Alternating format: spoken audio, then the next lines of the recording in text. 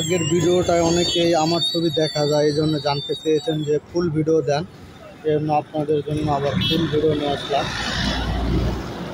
বাচ্চারা এখানে মাছ মারে, আর এটা আমাদের পুরাতন বাজার যাওয়ার রাস্তা। একদম পানি বলা যায় কানায় কানায় পূর্ণ। তো যাই হোক, আমি আপনাদের ওই পাশটা দেখানোর চেষ্টা করতেছি।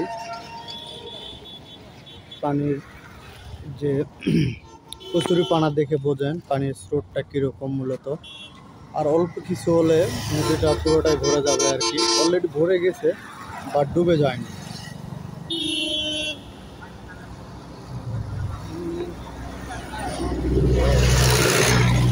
পরন্ত বিকাল, এই জন্য হয়তো সব ভিডিও আপনাদের সাথে শেয়ার করা যাচ্ছে না।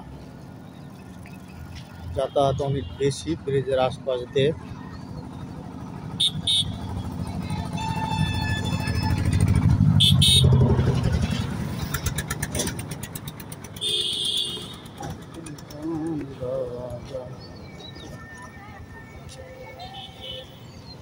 এই পাশে সেটা দেখা যায়।